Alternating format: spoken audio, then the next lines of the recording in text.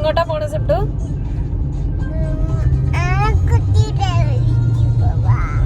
Hi hello welcome back. Suttu പറഞ്ഞപ്പോൾ ഞങ്ങൾ ആനക്കുട്ടൻ്റെ വീട്ടിൽ പോവാണ്, അതായത് തൃശ്ശൂർ. അവിടെയാണ് ഏട്ടൻ്റെ അനിയത്തിൻ്റെ വീട്. ഇറങ്ങുമ്പോൾ തന്നെ കുറച്ച് ലേറ്റ് ആയതുകൊണ്ട് ഞങ്ങൾ ഫുഡൊക്കെ കയ്യിലെടുത്തിട്ടുണ്ടായിരുന്നു. അങ്ങനെ തൃശ്ശൂർ എത്തി ഒരു മരത്തണലിൽ നോക്കി ഞങ്ങൾ വണ്ടി സൈഡാക്കി ഫുഡൊക്കെ കഴിച്ചു. വീട്ടിൽ നിന്ന് ഇറങ്ങുമ്പോൾ തന്നെ സുട്ടുവിന് ഞങ്ങൾ പ്രോമിസ് കൊടുത്തിട്ടുണ്ടായിരുന്നു നമുക്ക് സൂലും ആനപ്പന്തിയിലും ഒക്കെ പോവാമെന്ന്. പക്ഷേ ടൈം ഇല്ലാത്തതുകൊണ്ട് ഞങ്ങൾ സൂല് മാത്രമാണ് പോയത്.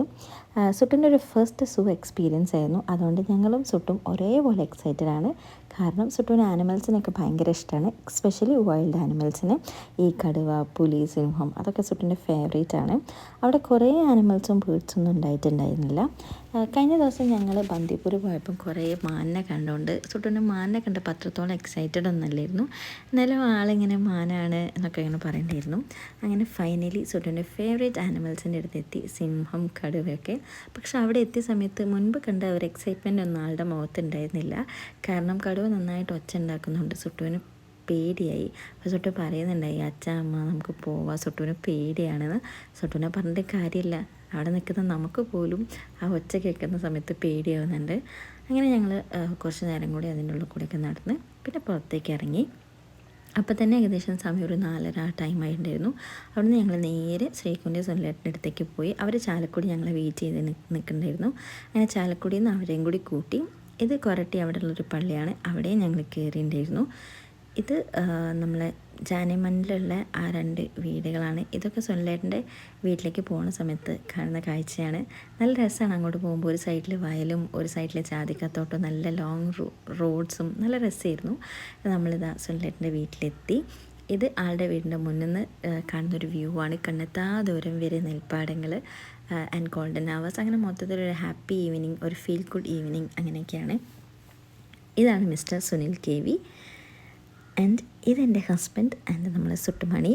അവരുടെ വീടിൻ്റെ ബാക്കിലൊരു കുളമുണ്ട്, അതിൽ നിറച്ച മീനാണ് എന്നൊക്കെ പറഞ്ഞിട്ടാണ് ചൂണ്ടിടുന്നത്. പക്ഷേ മീനൊന്നും കിട്ടിയിട്ടില്ല.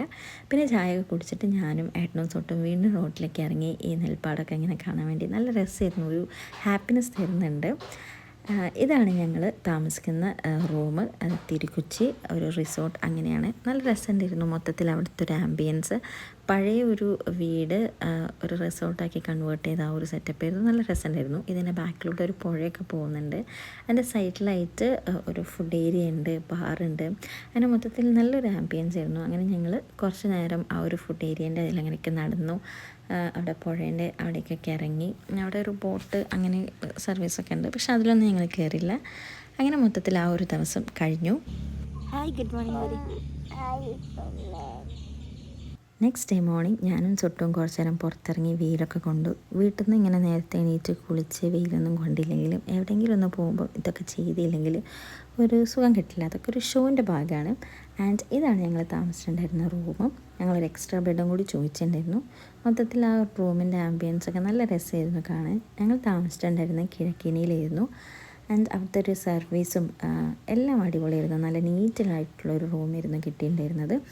ആൻഡ് ഇതവിടെ ഒരു നടുമുറ്റം പോലെയുള്ള ഒരു ഏരിയയാണ്. ഇവിടെ നൈറ്റ് ഫ്രണ്ട്സും ഫാമിലിയൊക്കെ ആയിട്ടിരിക്കുന്ന സമയത്ത് നല്ലൊരു വൈബാണ്. മൊത്തത്തിൽ ആ ഒരു റിസോർട്ട് ഒരു ഫീൽ ഗുഡ് തരുന്നൊരു റിസോർട്ടാണ്. ആൻഡ് അവിടെ നിന്ന് ഞങ്ങൾ നേരെ ഇറങ്ങിയിട്ട് നമ്മൾ നാലമ്പലത്തിലുള്ള ഒരു അമ്പലമായിട്ടുള്ള മുഴുകുളം അമ്പലത്തിൽ പോയി. നല്ല അടിപൊളി അമ്പലമാണ്, വലിയ അമ്പലമാണ്, നല്ല രസമാണ് അവിടെ കാണാൻ വേണ്ടിയിട്ട്. അങ്ങനെ ഞങ്ങൾ അവിടുന്ന് പ്രാർത്ഥിച്ച് അവിടെ ഒരു പുഴയൊക്കെ ഉണ്ട്, അവിടെയൊക്കെ പോയി ഞങ്ങൾ തിരിച്ച് സുനിലേട്ടൻ്റെ വീട്ടിൽ വന്ന് ചായയൊക്കെ കുടിച്ച് ഞങ്ങൾ 4 പേരും കൂടി ചാലക്കുടിക്ക് പോയി. ശ്രീകുന് കുറച്ച് പർച്ചേസും കൂടി ബാക്കിയുണ്ടായിരുന്നു. പോകുന്ന സമയത്തുള്ള കാഴ്ചകളാണിത്. ഇതാണ് നമ്മൾ തണ്ണീർമത്തൻ ദിനങ്ങളിലുള്ള ജാതിക്കത്തോട്ടം എന്ന പാട്ടിലെ ആ ജാതിക്കത്തോട്ടമാണ് ഈ ജാതിക്കത്തോട്ടം. അങ്ങനെ അതൊക്കെ കഴിഞ്ഞ് ഞങ്ങൾ തിരിച്ച് വീട്ടിൽ വന്നു, ഫുഡൊക്കെ കഴിച്ചു. ഇത് ആക്ച്വലി ഞാൻ ഷൂട്ട് ചെയ്യുന്നത് വെള്ളിയാഴ്ചയാണ്. അന്നാണ് ശ്രീകു തിരിച്ച് UK പോകുന്നത്. അങ്ങനെ ശ്രീകുവിൻ്റെ പാക്കിങ്ങും കാര്യങ്ങളൊക്കെ കഴിഞ്ഞ് ഞങ്ങളിതാ വീട്ടിൽ നിന്ന് ഇറങ്ങാൻ നിൽക്കുകയാണ്. ഫൈനലി ഞങ്ങൾ കൊച്ചിൻ ഇൻ്റർനാഷണൽ എയർപോർട്ടിലെത്തി. അവിടെ വീട്ടിൽ നിന്ന് ആകെ ഒരു 20 മിനിറ്റ് മാത്രമുള്ള എയർപോർട്ടിലേക്ക്. അവളെ ഫ്ലൈറ്റ് 8 മണിക്കായിരുന്നു. ഞങ്ങൾ ഒരു 5 മണിയാകുമ്പോൾ തന്നെ എത്തി. കുറേ പ്രൊസീജിയേഴ്സും കാര്യങ്ങളൊക്കെ ചെയ്യേണ്ടതായിരുന്നുണ്ട്. അങ്ങനെ അവൾ അവിടെ എത്തി, ഉള്ളിൽ കയറി.